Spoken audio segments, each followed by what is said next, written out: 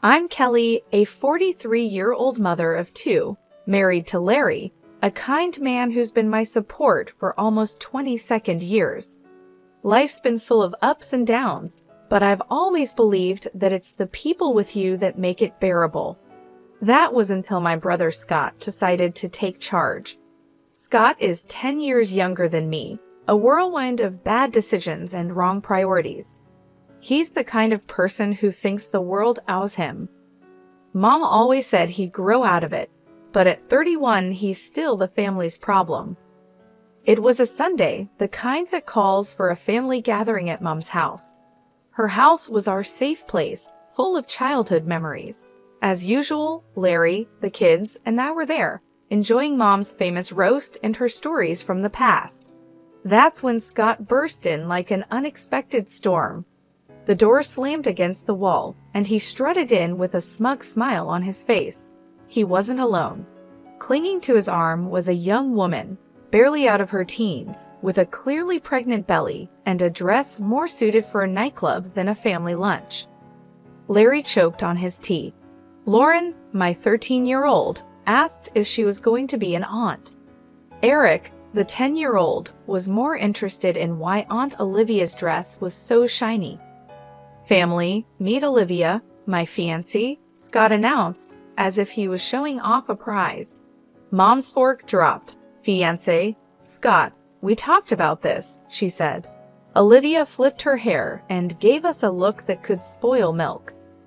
Yeah, we're getting married, and this little guy, she patted her belly, is Scott Jr.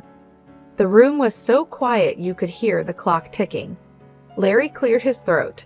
Congratulations, Scott. That's big news, Scott smirked. We're staying here for a while, till we get our own place. Mom tried to smile, but I saw the worry in her eyes. It was like watching someone set up camp at the edge of a cliff. That night, after the kids were in bed, Larry and I talked. Kelly, your brother isn't just irresponsible. He's taking advantage of your mom. I knew he was right. Scott was a tornado, and we were all in his path. The only question was how much damage he would do before he moved on. The next few days were a blur of Scott and Olivia making themselves at home. Olivia turned the living room into her personal lounge, always putting her feet up on Mom's antique coffee table. Scott spent his days on his phone, laughing at things no one else found funny. Mom was running around, trying to keep up, making meals, cleaning up after them, and never getting a thank you. It was like watching someone slowly deflate. One evening, I found Mom alone in the kitchen, looking older than her years. Mom, you can't let them walk all over you, I said. She sighed, Kelly, he's my son, and that's my grandbaby. I can't turn them away. I wanted to scream, to tell her she was being used, but I bit my tongue. Family is complicated, and sometimes love means turning a blind eye, even when you know you shouldn't. That's how our new normal began. Scott and Olivia, the ungrateful guests, and the rest of us trying to keep the peace in a house that suddenly felt too small. Little did I know, this was just the calm before the storm. Living with Scott and Olivia turned our lives upside down. Every morning started with Olivia's loud complaints about her backache or cravings. She'd stroll into the kitchen in her pajamas, demanding breakfast like she owned the place. Kelly, make me some of those pancakes, will you? The baby's craving them, she'd say, without even a please. I'd grit my teeth, trying to keep my cool. Sure, Olivia, let me just get Lauren and Eric ready for school first. Scott was no help either. He'd be lounging on the couch, his feet up on the coffee table, glued to his laptop or gaming. Hey, when's breakfast? He'd yell, not even bothering to look up. Mom tried to play peacemaker. Kelly, they're just young. Remember how we were? I wasn't having it. Mom, we never acted like entitled brats, but she just waved me off, scurrying to wait on them hand and foot. Things got worse as Olivia's due date approached. She'd leave a trail of mess wherever she went, dishes piled up, laundry forgotten, and there she'd be, on the phone gossiping for hours. One day, I snapped. I found her in the living room, her feet once again on the coffee table, talking loudly to a friend. And then I told Scott, we need a new car, something safe for the baby, you know? I marched in. Olivia, this isn't a hotel. You can't expect everyone to clean up after you. She rolled her eyes. Chill, Kelly, I'm pregnant, remember. Scott finally spoke up. Kelly, lay off her. Can't you see she's carrying my kid? I shot back. Being pregnant doesn't give you a free pass to be a slob, Scott. Mom came in, wringing her hands. Please, let's not fight. It's not good for the baby. I looked at Mom, her face drawn and tired. This isn't right, Mom. You're wearing yourself out for them. Mom wouldn't listen. Their family, Kelly. What can we do? The days dragged on. Scott and Olivia would disappear for hours, leaving Mom to clean up their mess. They'd return with shopping bags, laughing about their day out. One evening, I heard them planning a lavish wedding. We need the best, babe. It's our day, Scott said, his arm around Olivia. Olivia giggled. Of course, and your mom can help with the expenses, right? I couldn't believe my ears. I confronted them. You're planning a wedding you can't afford and expecting Mom to pay for it. Scott shrugged. Why not? She's got the money. I was livid. You can't keep using Mom like your personal ATM, Scott. My words fell on deaf ears. They just laughed and continued their planning, leaving me fuming. Life in Mom's house had gone from bad to unbearable. Olivia had given birth to a baby boy, Jerry. You'd think that would slow them down, but no, it only gave them more excuses.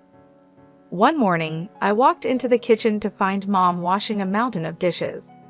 Olivia was sprawled on the sofa, cooing at Jerry, while Scott played some game on his phone. Morning, Mom. Why are you doing all these dishes? I asked, trying to keep my voice steady. Mom just sighed. Olivia needs to rest, and Scott's busy. I glanced at Olivia.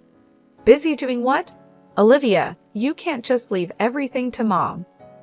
Olivia shot me a look. I just had a baby, Kelly. I'm not supposed to stress myself. Scott didn't even look up. Yeah, Kelly, back off. You don't know how hard it is. I couldn't believe it. Hard? You call sitting on your butt all day hard? Mom tried to calm things down. It's okay, Kelly. I don't mind. But I was past caring. No, it's not okay. You're not their servant. It was like talking to a wall. Scott and Olivia just didn't care. They'd leave the house for hours, leaving Mom to take care of Jerry. They'd come back with bags of clothes and gadgets, bragging about their great deals. One day, I found a receipt on the table for a designer dress for Olivia. It cost more than what most people make in a week. I confronted them. Scott, where did you get the money for this? And why is Mom paying for your lifestyle? Scott shrugged, not bothered.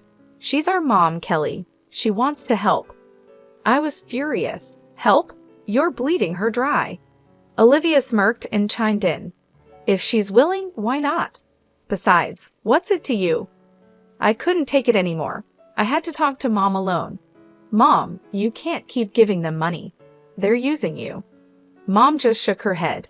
I can't abandon them, Kelly, especially not Jerry. I tried to reason with her, but they're not even trying to be responsible. Scott's not looking for a job, and Olivia's just spending your money like water. Mom looked away, her voice barely a whisper. I know, Kelly, but they're my children. I have to help them. I felt helpless, watching my family fall apart. Scott and Olivia were like leeches, draining everything and giving nothing back. And Mom, bless her heart, was too kind to see it. I didn't know how much more I could take. The breaking point was near, and I feared what would happen when we finally reached it. Things took a turn for the worse when Mom suddenly fell ill. It happened so fast. One day she was her usual self, and the next she was bedridden, looking frail and weak. I was at her bedside, holding her hand. Mom, you're going to get through this, I whispered, trying to sound more hopeful than I felt. She gave me a tired smile. I'm just worn out, Kelly. I've lived a good life. Scott and Olivia were nowhere to be seen, probably out spending more of Mom's money. I couldn't hide my anger anymore. Where are they, Mom? Why aren't they here helping? Mom's eyes were sad. They have their own lives, Kelly. Don't be too hard on them. But I couldn't let it go. Their own lives, they're living off you, Mom, and now when you need them the most, they're absent. Mom just sighed. It broke my heart to see her like this, defeated and alone. Then the inevitable happened. Mom passed away quietly one night, with me by her side. Scott and Olivia were out, probably having the time of their lives, oblivious to the tragedy unfolding at home. The funeral was a blur. I remember seeing Scott and Olivia arrive at the funeral, looking like they were going to a party instead of mourning a loss. Olivia's dress was too short and flashy even for a funeral. People were whispering, and Larry squeezed my hand, trying to comfort me. After the service, Scott pulled me aside. "Kelly, we need to talk about Mom's will." I was still in shock from losing Mom. "Now? Can't this wait, Scott?" He was insistent. "No, it can't. I know she left the house to me. We need to sort this out." I couldn't believe his audacity. "Scott, Mom just died. Can't you show a little respect?" But Scott was relentless. "This is important, Kelly. I'm her son. I deserve it." The day after the funeral, I went to Mom's house to start sorting through her things. When I got there, Olivia answered the door with a smug look. "What do you want, Kelly?" she sneered. I was taken aback. I came to collect some of Mom's things. Olivia laughed, a cold, harsh sound.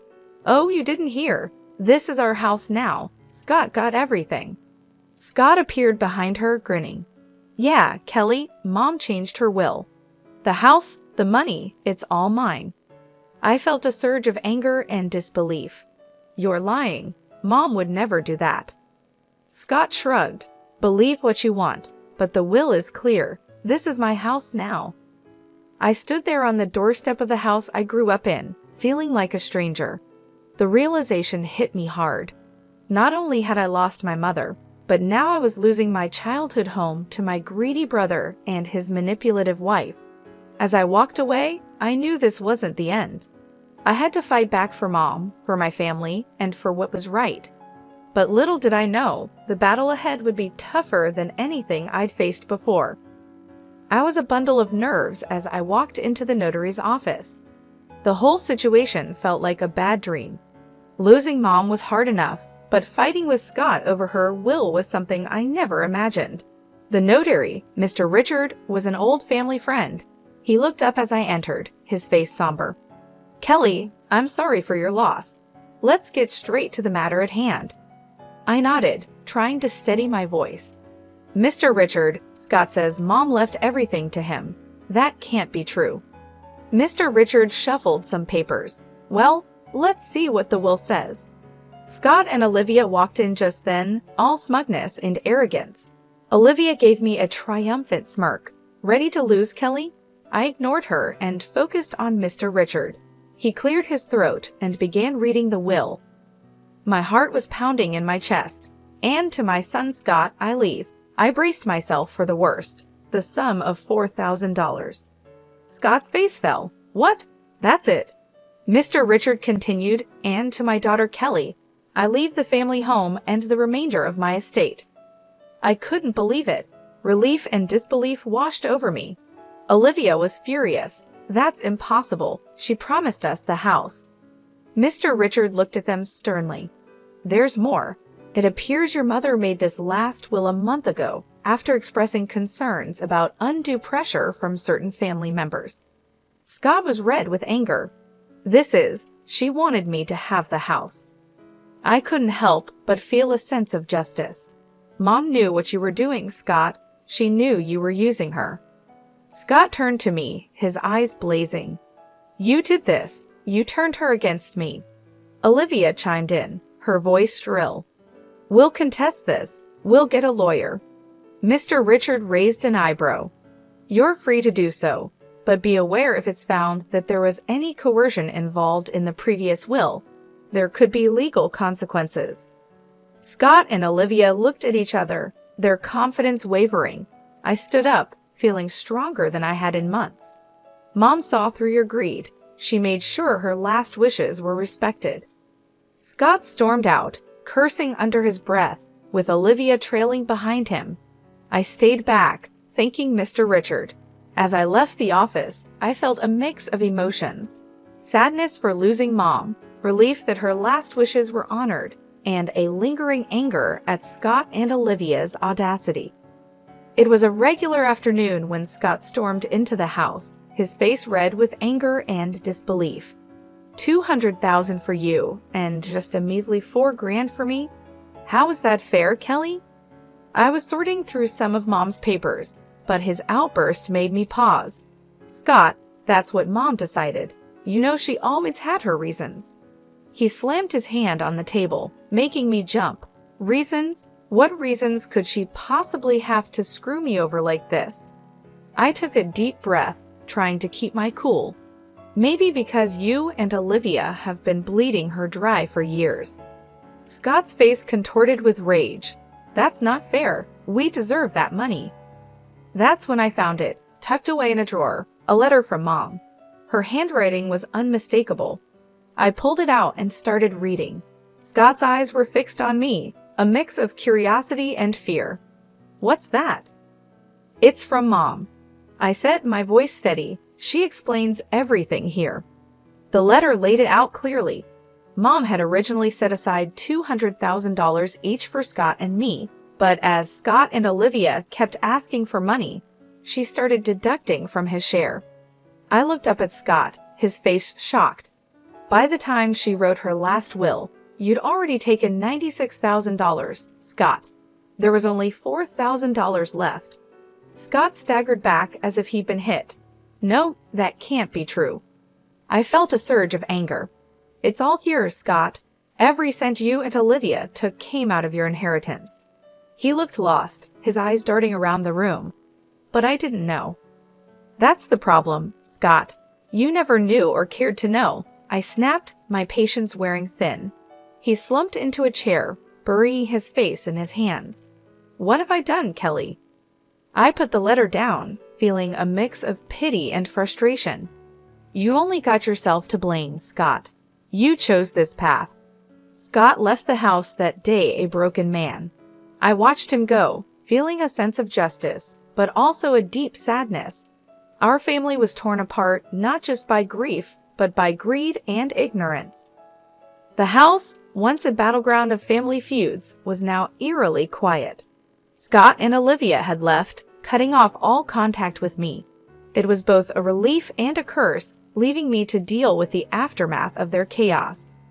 As I sat in the living room, staring at the walls that had witnessed so much, my friend Nancy called. Kelly, have you heard about Scott? I braced myself. No, what now? She hesitated. He's been spotted around town, looking for jobs. And Olivia? She's been seen with different men, flaunting around like she's single. My heart sank. And Jerry, their son. No sign of him, Kelly. It's like they've forgotten they have a child. I slammed my fist on the table, fury boiling inside me.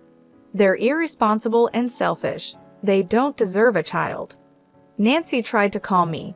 Kelly, maybe there's something you can do. Her words sparked an idea. You're right. I'll fight for Jerry. He shouldn't suffer because of them. The next day, I met with a lawyer, a no-nonsense woman named Miss Michelle. I explained everything, my voice trembling with determination. So, you want to pursue custody of your nephew? Miss Michelle asked, her eyes sharp. I nodded firmly. Yes, he's in a toxic environment. I want to give him a better life. Miss Michelle leaned forward. It won't be easy, Kelly, but if you're ready to fight, I'm with you.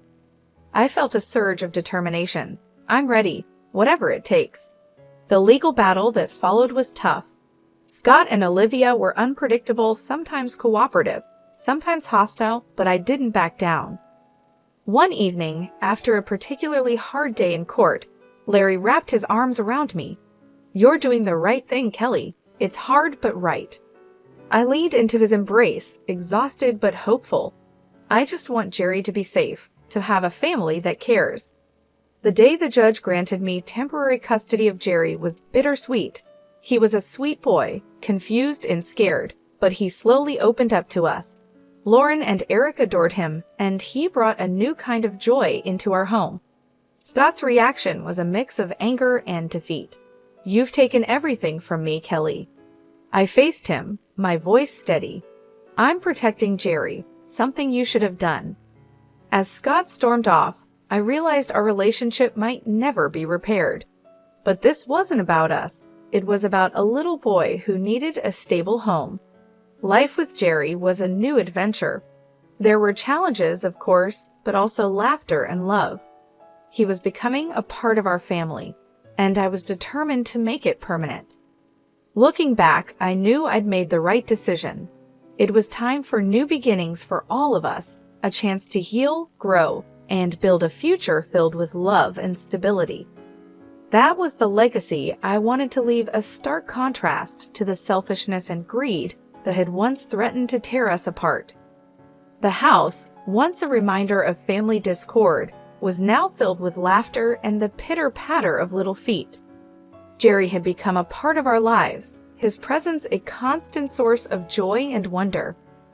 One evening, as we were tucking him into bed, he looked up at me with those big innocent eyes.